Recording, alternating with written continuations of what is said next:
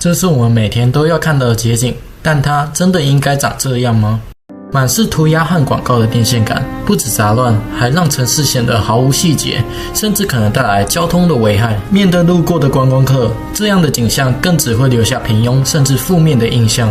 那我们还能做些什么，让它成为城市的亮点呢？为改善此情形，我们将推动电线杆重造计划，开放设计者们线上投稿设计作品，获奖设计能实际放上电线杆，保留编号与警示线，还有暖心插图及小广告框。下载 APP 后，大家可以查询设计电线杆的位置，设计者也可以找到自己的作品。居民与观光客能在 APP 留言回馈，让设计被看见，也让城市更有温度。城市街道上越来越多设计感电线杆出现，保留编号与黑黄安全条纹，却多了一份温暖插画与文字。